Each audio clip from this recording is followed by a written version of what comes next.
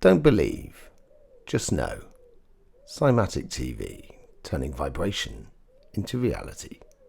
Hello everybody, welcome to Cymatic TV with yours truly, Tom Lawless.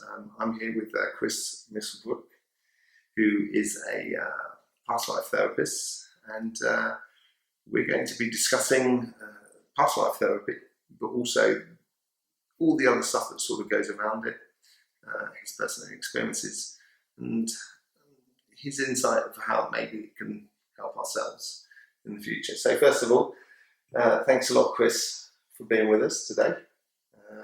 Okay, I'm a fan of your TV. Oh, thank you very much. Thank you very much. We've known each other for quite some time. It's got to be said. 20 years, probably. Yeah, exactly, around about 20 years. And you've probably seen me grow, and I've seen you grow. Yeah. You've been doing past life therapy for 15 years or something like that? No, that must go back more than 20 years for Really? sure. Okay. But I've done very little practice of it lately. I got involved in some very stupid law cases in France which were accusing me of various kinds of witchcraft, and so all that just fell quietly to the wayside. But no, it's something that I used to practice a lot, starting with work on myself and then using it to help other people. And it's still a process which I think is enormously therapeutic. More than anything else, I think for me, learning how to work past life therapy was really learning how to open doors. Right. And learning how to walk into the subconscious, but also walk into the spirit world. Okay. And those two are a lot different, really. And how to explore. So it touched for me on shamanism as well, and any other types of exploration into spirit. It's got to be said with, we must say sort of probably about 10, 15 years ago, there was, one type of therapy, another type of therapy, and everything like that. And everything seems to be coming to like a meeting point through different therapies. And I can understand the idea of using shamanism and stuff like that within it. I did a training as a past life therapist with Roger Woolger, one of the best. Yeah. But when I practice, I call it soul voyages. Okay. Because I don't like to think that we're only doing past life therapy. When you're coming for therapy, very often you need to look at past lives. Certainly, if you're carrying baggage from past lives, it's one of the obvious things to work through. Right. But what we need to do also as human beings is to open up our inner eyes into the spirit world where we also live, have lived and will live. So that we can integrate ourselves better in spirit and in the world. Have you seen any changes over those last 20 years within people about their connection with past lives?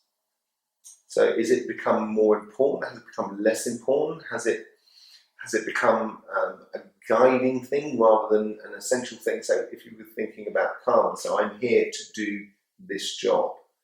I feel at the moment that I'm here to do several jobs, but none of them are it's not like a karmic road, if you know what I mean. It seems to be you're here to do, because I say that a lot of the human race has passed its exams and it's learned a lot through its past lives, and has now got to pass over and to start doing, to acting upon what we've learned. Yeah. Have you discovered that sort of thing? Yes, I think whether the world and people have changed, I don't know, but certainly I have changed insofar as I don't see the past life stories as being that important. If there's somebody who's hung up with a particular story, with a particular process of action and desire or whatever, then that's important to do that. But what's much more important these days for people is to discover how they fit in. And I find what happens a lot doing past life therapy is in spirit work, going to find the soul family. Right. This has happened again and again and again with people I've done in the past few years. Sorry, it's the wrong word. People that I've worked with in the past few years. Right. That they need to find where they belong in spirit, and the soul family is a very important context, because I think that's when you step back into that belonging, you step back into that love.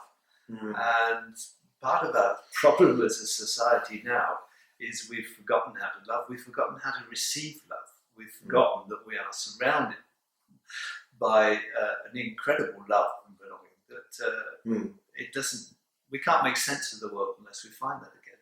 It does sort of go hand in hand with the almost persistent destruction of the family over the last 50, 100 years almost. You know, it's that whole story of, you know, I think everybody, we as humans, we naturally want to be involved in a group, be it a tribe or whatever before.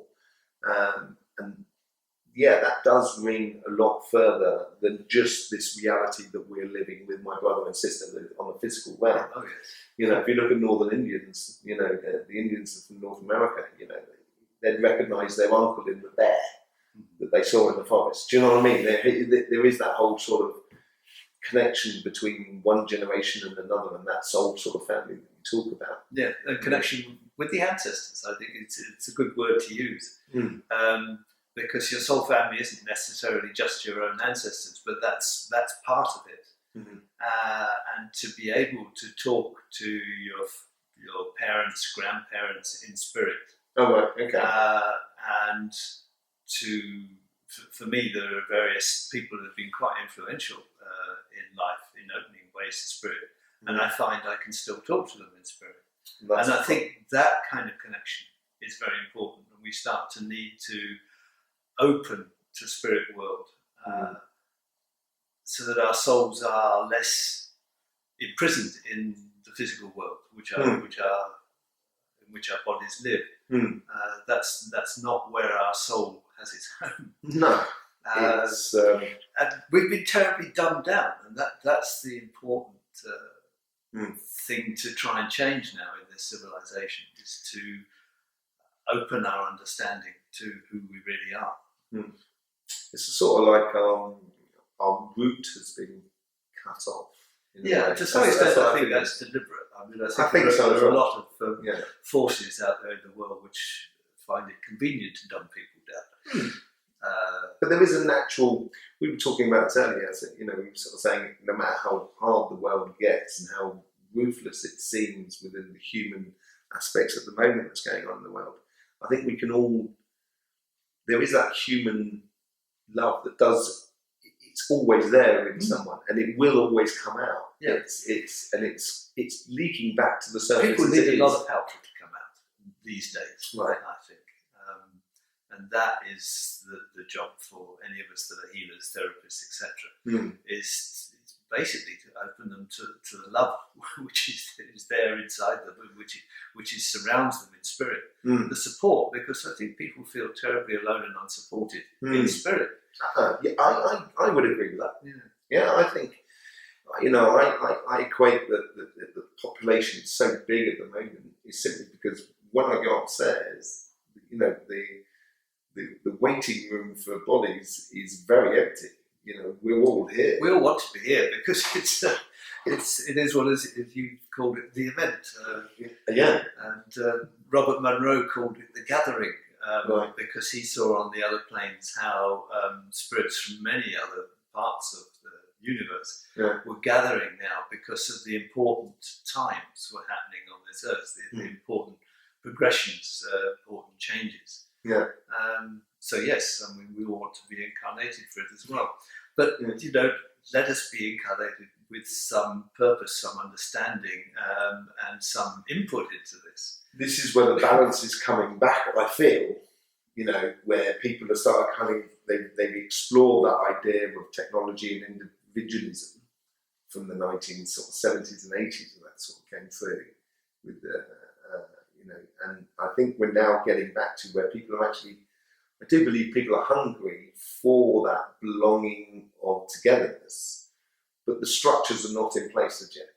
No. You know, and that's half the problem. And if anybody's watching, put structures in place so people can just meet and talk, and you know, talking around a campfire is where it all begins. I think, you know, of having, you know, exchanging, you know, good times and good conversation and exploring. Yeah. You know, feeling at home in a way, and feeling at home with others. Yeah.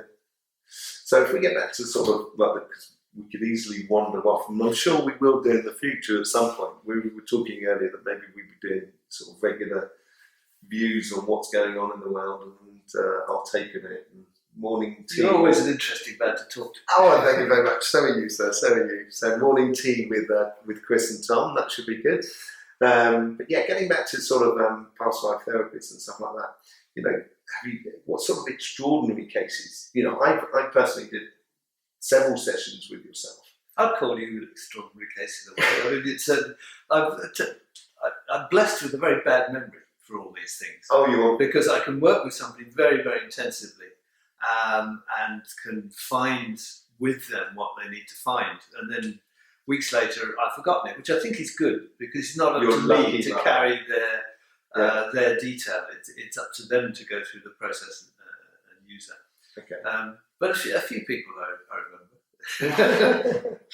I remember what I took from it, which we went through several nights, and it was seriously an amazing experience. I really enjoyed. We must have done about 4 or 5 sessions. They seem to last for a good couple of hours each sort of session. Mm-hmm. And you know, the thing that I really took from it was that idea that life should be fun, from a SEAL's life when I was a SEAL, and that sort of resonated as well through the other lives that I did. Even, you know, you said you didn't mind me talking about. No, I don't mind talking about it at all.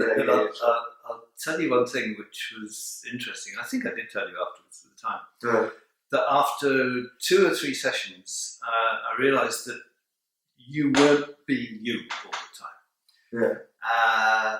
And I wrote it actually up in my own notes. Right. I said that if this works, you'll cut his hair. Right. And I know that a month or 2 later, you passed me in the street, and I didn't recognise you. Say, "Hey, Kris," because I didn't recognise you. Cut your hair. And did I have dreadlocks at the time? Dreadlocks at the time. Okay, right. And it wasn't so much that it's not me saying I'm against dreadlocks. It doesn't suit you. No, exactly. You were wearing the dreadlocks because you were being somebody else. You weren't just being Tom. It was part of a process of locking. What I looked at my dreadlocks as locking up my worries of the world in my head. Uh-huh. And then each time I split a dreadlock, I was splitting that problem to eradicate it. So I was, as I worked out the problem, and you know, I've had dreadlocks twice in my life, and both times I've cut them off simply because of kind of going, I now need to release myself from those worries and those woes that I was carrying in my head. So that, you know, that's how I look at it, and just rather than, you know, I wouldn't perceive to be a... Yeah, it was just a very odd thing that I remember as being part of your process at that time. Excellent. So you see this in people then, you see this whole sort of, the process of them opening up gradually like a flower through their past life. Yes.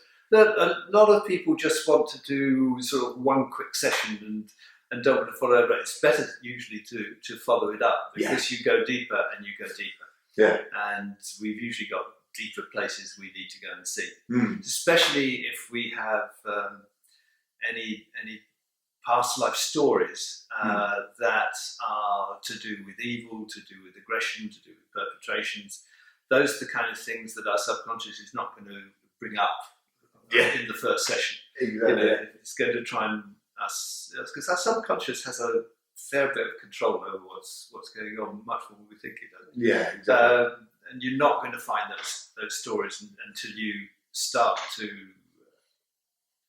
widen your horizon about who you've been and the experiences that you've had. And then you come down, everybody's got these stories somewhere, into stories you don't particularly want to see. And there's an enormous learning in going through that and realising how you can get completely lost, and realising how you can get found again. For me, one of the the biggest learnings I've ever done was with working with another therapist, going through a life in which I found myself in hell afterwards. Right. Okay. And working out how to get out of hell. Love was short. Love. Okay, so I was going to say, did you get out of jail card free? You know, did you find one from Monopoly or something? It's like this old expression: the answer is love. Now, what was your question? Oh, right. Yeah. Because it always is. Right. You know, it's when Mahler's Faustus says, "There's Christ's love streaming through the universe, one drop will save my soul." It's the same thing when you come into a soul space in past life therapy, realizing that a certain part of a person's soul, character, spirit is locked into a hell. You have to find a way of bringing a note of love there. And that's not always easy because the person is determined, is determined to stay closed. Yeah. I obviously, in my therapy, I like looking at the karmic block in people, seeing how that sort of works. And my understanding, this is my interpretation of it, is that you have it, it's multifaceted. So when, if you want to learn today, like the idea of persecution, at some point you have to have been persecuted. But also in another life, you have to have been the persecutor. Do you know what I mean? And so when I look at that and say you've been persecuted and you were a persecutor, it is impossible to say whether that person is then a good or a bad person. It helped me understand the idea that good and bad doesn't really exist. And certainly within the past therapy, strange things happen with that kind of situation. That if you got yourself into remembering strangling somebody, right? In a way, you've entered into both psyches. You are both being strangled and you are strangling. Right. You have entered into that knot of energy, which both people so you have got tangled in. Let's not say they've agreed to do it. On some level, they have. But that tangle actually brings those spirits so close together they share.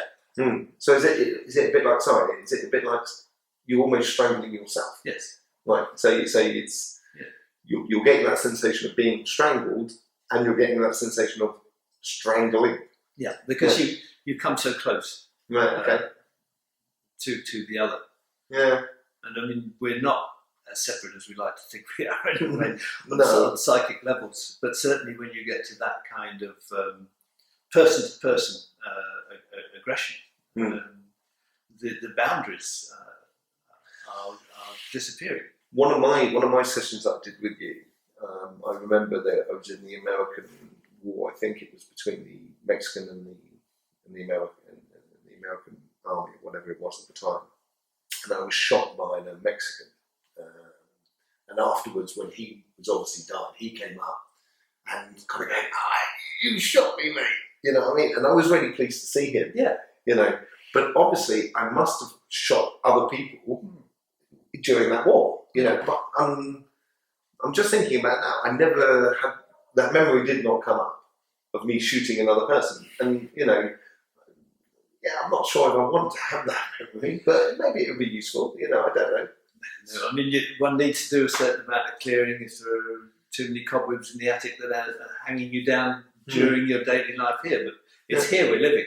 Yeah, exactly. So it doesn't feel like it's something. Our connection with the Akashic records and all past life memories is there, and we need to look at it in order to free it, to understand it, also to understand the psychic background to the world we live in, because it opens up our vision so enormously. And I think for me, it's never the stories that have been so important.